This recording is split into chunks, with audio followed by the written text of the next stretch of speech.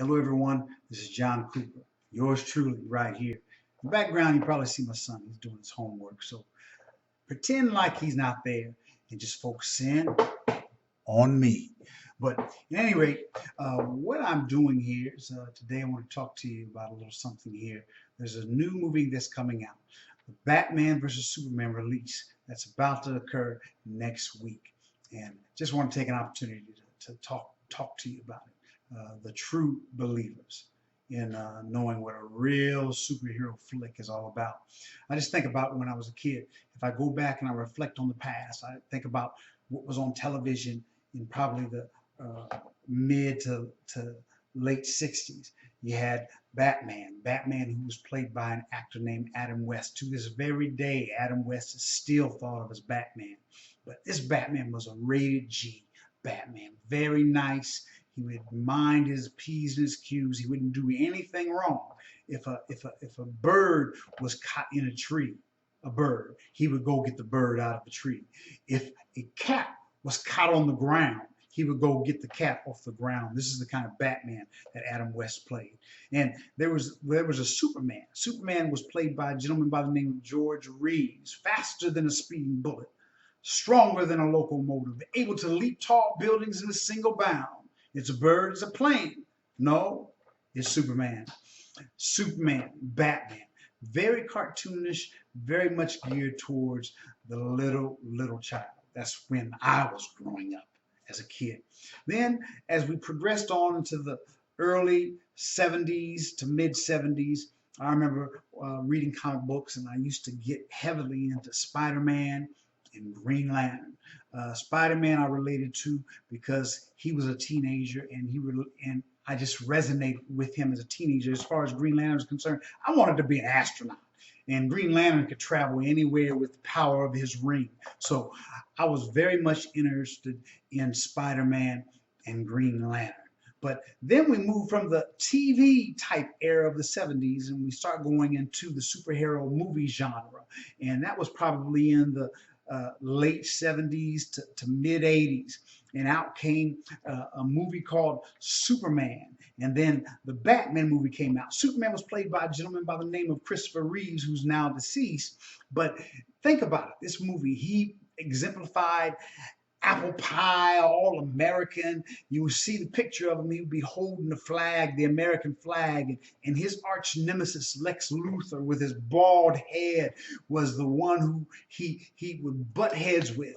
But Superman, very much all American. And then you have Batman. This is where Batman really, in my view, started going from being a character that was real homogeneous, who was really a nice man's character, but he started going a little dark, and he's portrayed by Michael Keaton. Michael Keaton, a comedian. When I thought of that, Michael Keaton's not even 6 feet tall. How is this man going to play Batman? But he played Batman in a couple movies, so he did pretty well.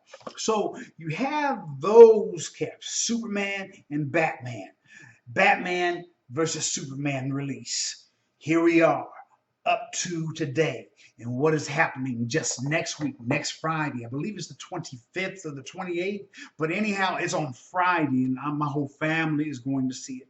But you'll see this movie, and if you look at the movies that were recent era, where Batman, who was Christian Bale, and then you had this new gentleman, I can't even think of his name. He looks so much like a Superman character, like Christopher Reeves. But this guy, and both of them in their individual movies were very dark, very dark, very dark. So here we are. We have the Clash of the Titans. We have the Batman, who is dark.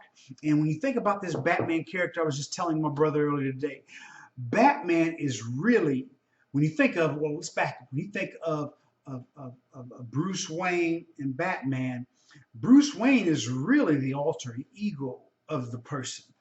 Batman, dark, courageous, fearless.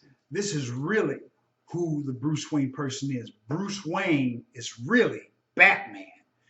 And the Batman, the Bruce Wayne that everybody sees, is really just a character, an alter ego. He's not even the real person. But you have this Batman He was very dark, personified very dark. And you notice in the trailers, he has gray hair, pretty much like mine.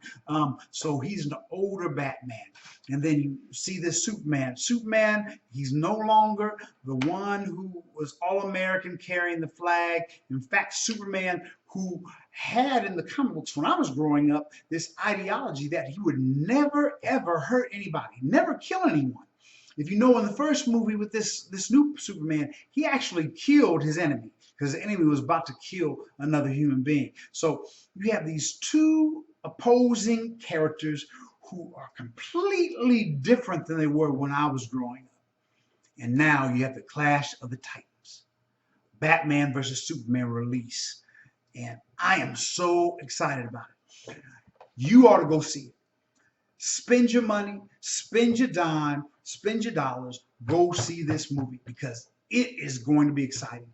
When I see the trailers online, it just blows my mind because no longer do we have American apple pie, but we have gentlemen. Nope, they're not gentlemen. We have men. No, they're not men. They're supermen who are going to fight. It would seem unto the death. Now, who's going to win? Batman versus Superman release? Who's going to win? Well, everybody knows Superman is far more powerful than Batman. But if also you're a comic book reader and you're heavily into comic books, everybody knows that Batman can beat anybody in the DC universe. So it's going to be a great movie. I would highly recommend you go see it. Maybe after we see it on next Friday, maybe I'll get back out here and say a little something else about it. But have a great day, a great evening. Remember, Batman vs. Superman release. It's next Friday. Say goodbye, John. That's my son. He's actually Batman. See ya.